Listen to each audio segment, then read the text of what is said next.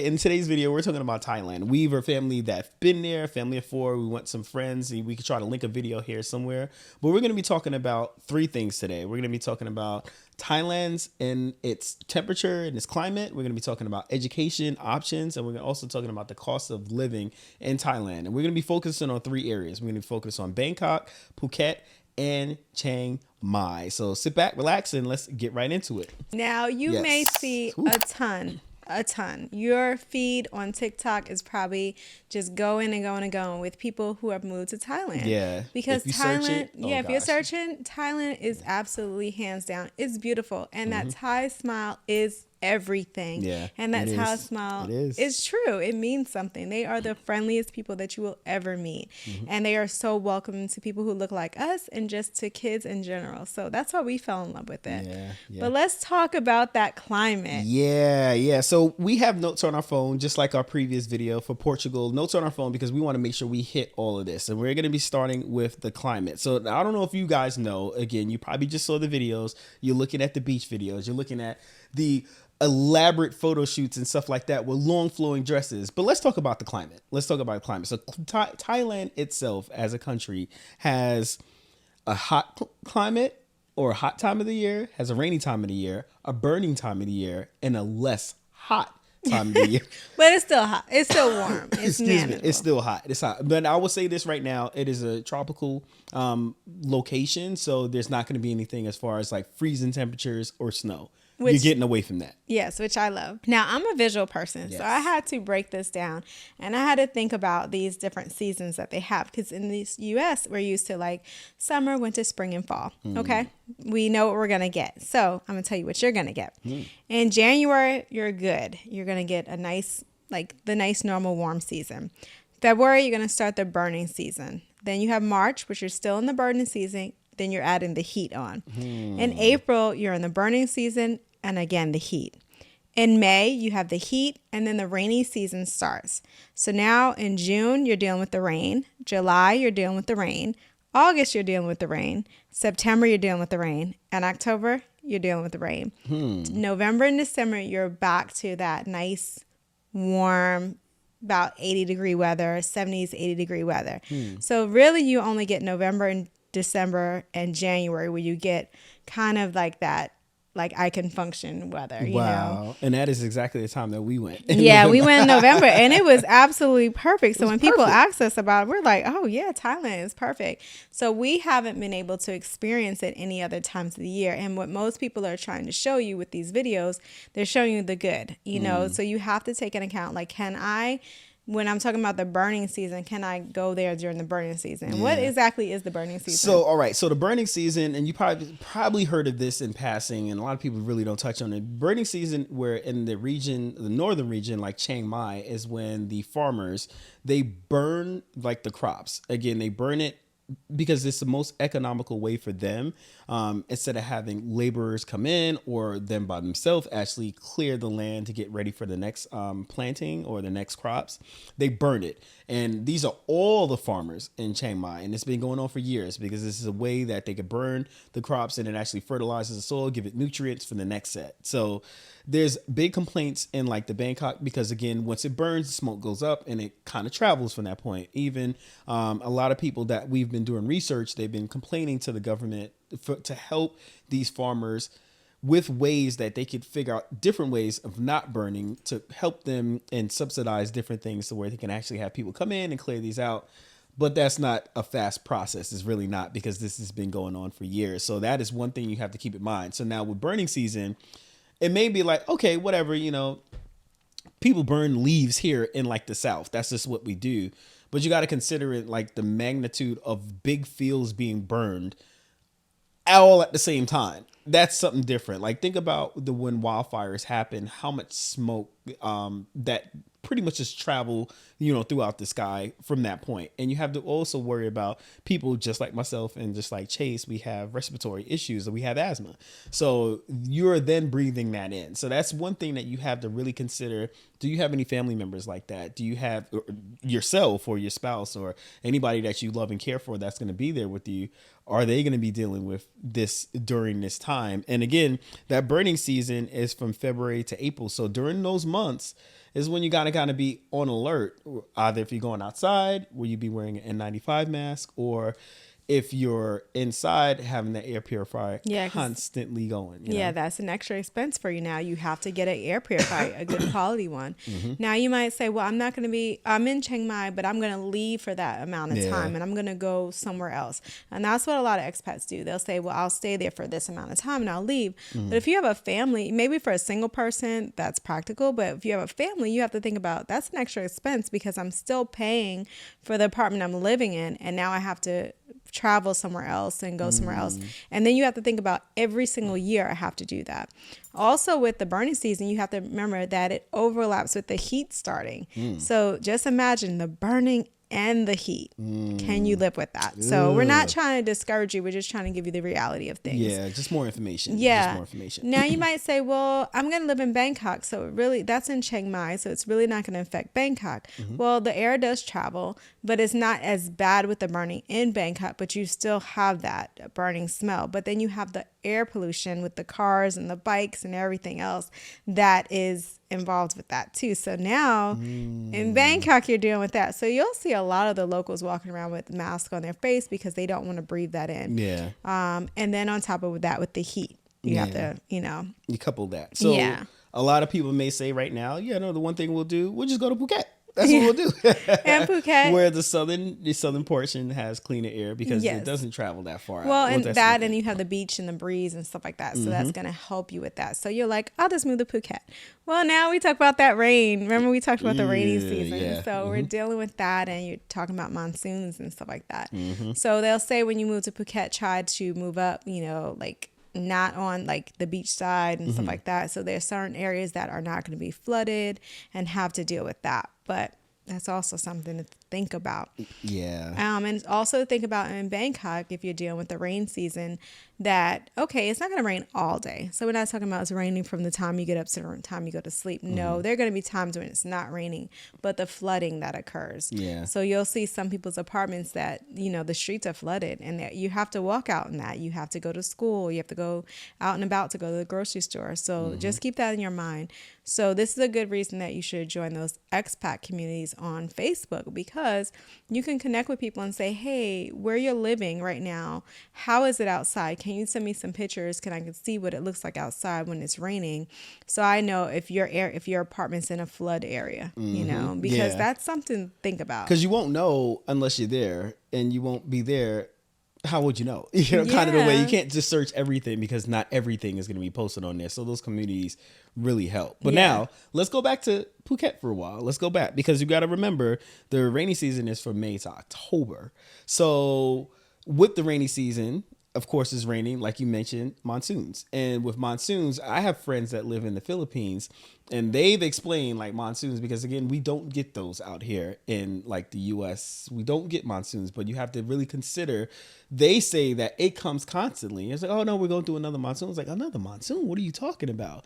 So this one thing you have to keep in mind. And also, like Brissette mentioned, a lot of these places to make sure that you're not in a low laying area. And that is one thing you have to really take in consideration in both Phuket and in Chiang Mai. If it's a low lying area, if your apartment is there, if your home is there, those areas are prone to flooding. So you just have to be careful, of course, where you're looking, just to ask those questions with the realtor or anyone that you're dealing with, because, it could be the best price, but why is it the best price? Why is it the best price? That's the thing. Yeah. That's the thing. And that's why it's really important, if this is something that you're really considering, you might think about going during one of these times. Yeah. The burning season or the rainy season. Like, let me just see what it's like for 2 weeks. Can I kind of deal with this, because it is a lot for you to sell everything here, pack up, and say, I'm making this big move. Okay? Yeah. So let's talk about what everybody talks about, and that's like apartments and the cost of living. Ooh, let's go for it. I know we were in Bangkok, and in Bangkok, again, that reminds me of New York City, but it's a little bit different than we talked about in Lisbon. Stuff is a little bit more spread out. I didn't feel like it was, when we were in that downtown area, it was so congested and stuff like that.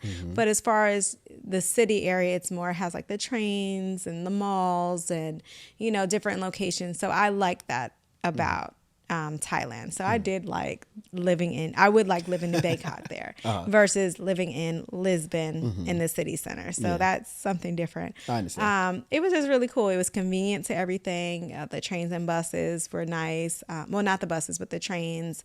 We were able to catch tuk-tuks. So that was fun. And everything was just very convenient. The trains were a little bit difficult to get around because, you know, you have to be able to read the map. It's in their language, but there was people who were helpful. Yeah, they were very helpful. The attendants were really nice. They told exactly where to go. Yeah, tell you where to go, where to get off at. But it can be overwhelming when you get there. Now, you will see so many beautiful apartments online. And you will see so many, like from 500 to 200 to 300 to this to that. But we're talking about a 3-bedroom apartment for our family. So what prices did you get? So with the 3-bedroom apartment, I'm kind of just pulling it up here. It could roughly give you just a ballpark figure, roughly about $2,200 per month, just about, for a 3-bedroom. And they're talking about luxury apartments too.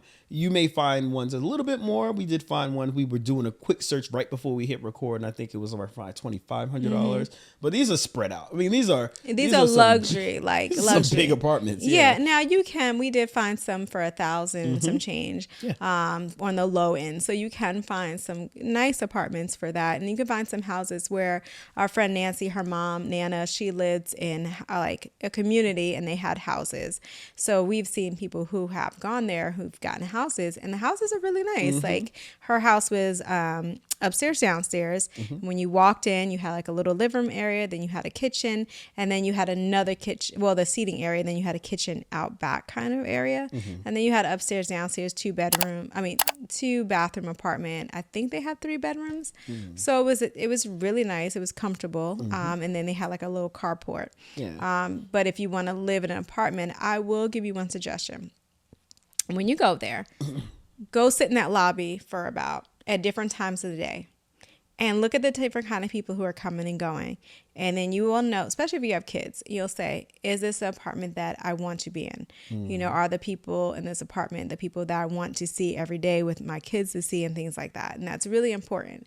Don't just go off of, oh, it's so pretty, you know, oh, it's so nice, because you have to think about, these are now your neighbors. These are your neighbors, you know, and is it a young crowd, a fun crowd, or is it like an older crowd, or is it mixed with families? You know, what are you going to get? That's really good. So I would say to do that. And I would say, again, to make sure you visit that apartment different times of day to see, when it's raining, how does that apartment, you know, how is that area? And also at nighttime, what kind of traffic are you getting at nighttime in that apartment as well? Yeah. So that was Bangkok. Excuse me. Oh, and most of the all the apartments did come furnished.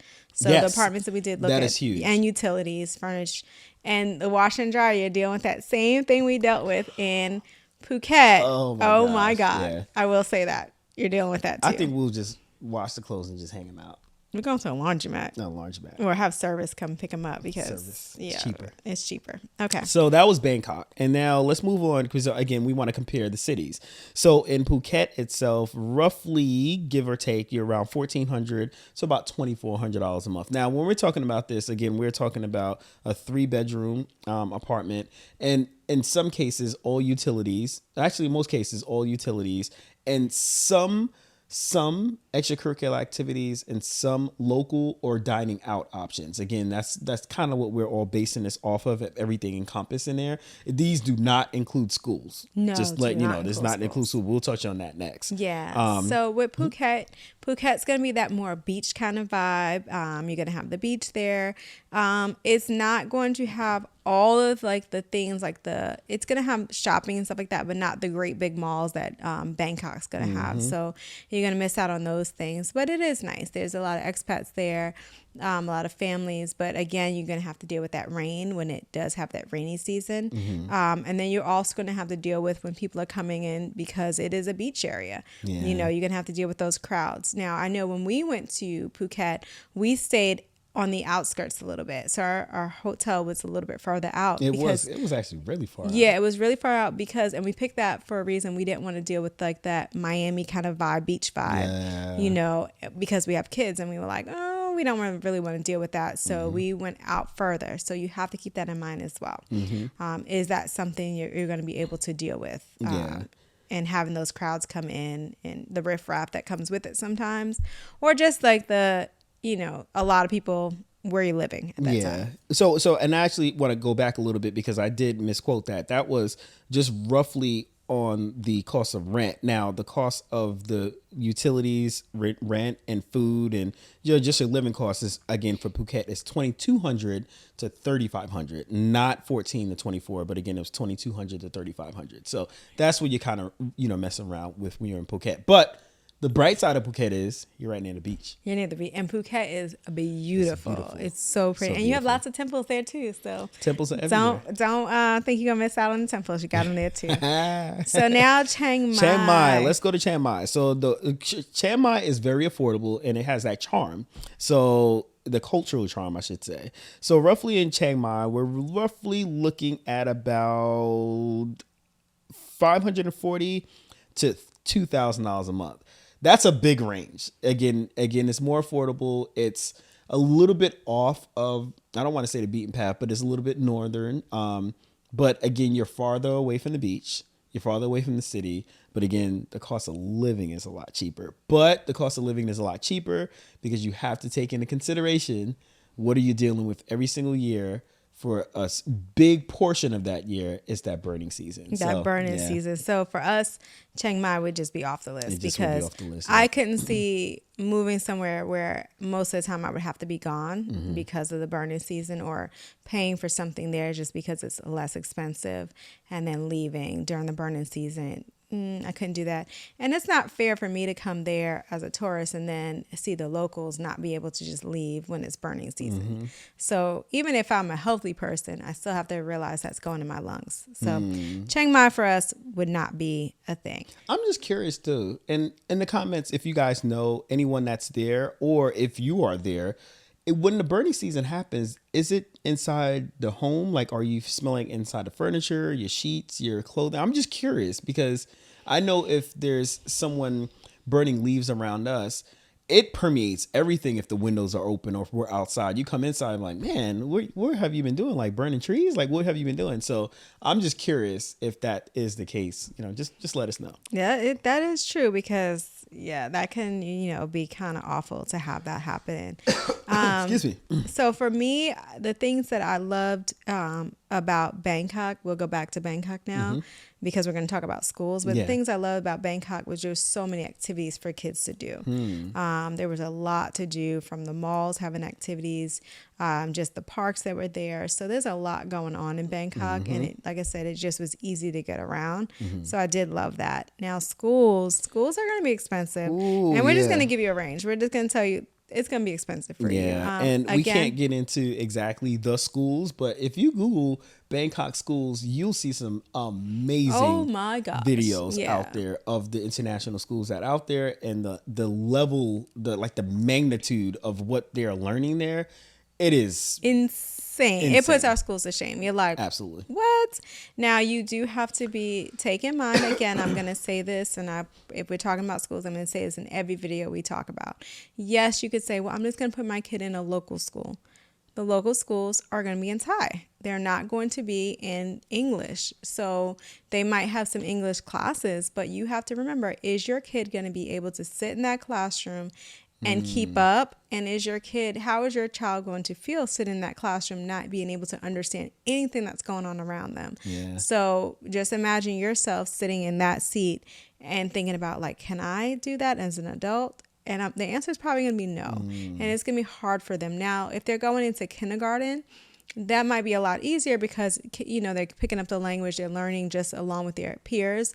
But still, it's going to be like a language gap, but it's going to be easier for them to pick up that language as a little one. And they're not having to learn so much, like with math and reading and things like that if they're in 5th or 6th, 7th, 8th grade, or, even from second up, they're learning so much information, so much content. You don't want them to miss out. So you have to keep that in mind.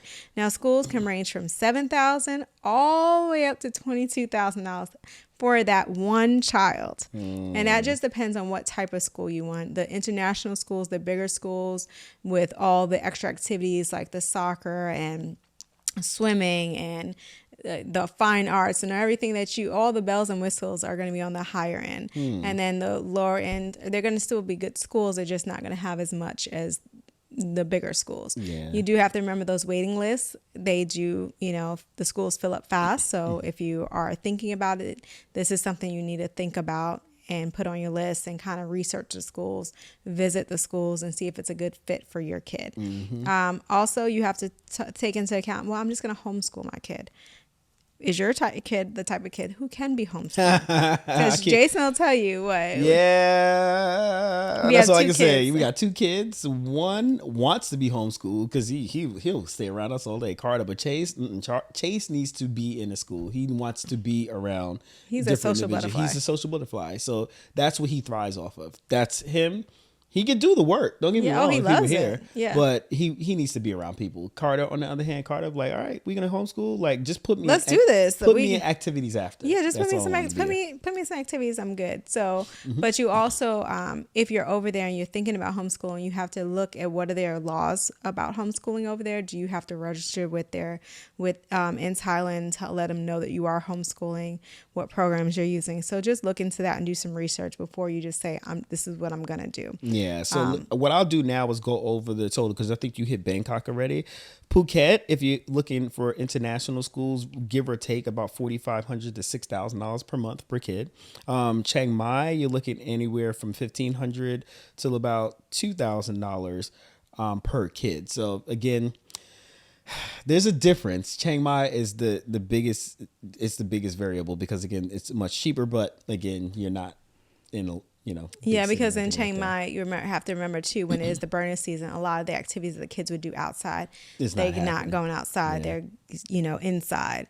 So a lot of those things that you have to really put in your back of your mind, okay, let's take a step back from all the pretty, the beauty and everything else and say, what is it actually like if I live there, And we see a lot of families go over there and they do homeschool and that's great. But you also just have to say, is my kid the type of kid who wants to be homeschooled? And okay, if I am going to homeschool them, what activities around can I find to put them in? Because they need to have some social, they need to be able to socialize with other people and their age, and that's important. And the one thing that I would say too, I think I mentioned this in the other video, is that when you go to these places, it's one thing to say you have 2 weeks, 14 days to do as much as you possibly can. And that's 14 days or 13 of those 14 days. Say if you just have one rest day, you're doing things. But when you're actually living, just think about you living where you're at right now. It's not every single day that you're doing something. You have work, you have school activities, you have PTA meetings, you have church, you have things that the kids are getting into, you have grocery shopping, you have cooking, you have cleaning, you have all these different things that encompasses that. So when we're saying to look at the bigger picture living life, like doing life. So if you're in the apartment, the 3-bedroom during burning season, what are the things that you will be doing, on the weekend? Are you going to try to get away? And where are you going to go? So different things like that is what you kind of consider when you are going somewhere to live, is what are the things that you can do outside of the things that you're not doing just to live, just to live. So what are your final thoughts? Like, what do you think? Okay. So when it comes to food, love their food. So I think there's a variety of food. So I definitely could do that. We didn't touch the on food. Apartments are amazing. Going to be the best of the best. And you can, the cost of living over there is affordable. The only thing for us that always we have to think about is school. Yeah. For our kids, like, what are we going to do? Yes, we can homeschool them. But like we said, we have 2 types of kids. One would be okay with being homeschooled and the other one would be like, I want to go to school. I want to be with people. Yeah. So those are the things we have to think about. The weather, I don't know. I just don't know. Like, I love Thailand so much and it's like my favorite place in the whole wide world. But that weather is like, that's going to be real. Yeah, I think it would have to be that I need to go in the summertime and see what it's like to be in the heat of the heat of the heat and the rain and see if I can deal with that. The pollution, that's another thing because, I know you have asthma and Chase has asthma. So it's like, even when dealing with the pollution, because I can only imagine when it's here, what it's like when we have what do we have? The pollen and all that other stuff, and how much you guys suffer. Oh man, that's a season right there. That's all I could say. So it's hard, you know. Sometimes you have to really take yourself back and stop looking at the Instagrams and the things and all the prettiness and, like you said, the people taking the pictures of the dresses, and say, okay, what else is there that I'm not thinking about? Yeah. And that's when we want to shed light on this video, is the things that you might not be thinking about. So I still don't know, you know. It's still like, man. You know, because like I said, well, the safe place would be Phuket, you know, but then Phuket doesn't have everything that I want that Bangkok has, you know. I know. There's a lot of flying and traveling around because it is a flight. Can you drive to Phuket? I'm not even too sure. We took a flight, but it is going to be a flight. So the flights are cheap. You're stressing me out. You've stressed me out because like I love Thailand so much. But then I got to think about the breathing part, you know, and the rain and the burning. Yeah. Hi, JJ. Help us, please. Okay. But anyway, thank you so much for watching this video. We truly appreciate you guys staying to the end watching it. Please like, subscribe, share this video with someone who is thinking about moving abroad. We have one for Portugal that we did. This one, we'll link that as well. We'll also link the videos that we did while we were in Thailand and all the different activities that we did and the places we stayed.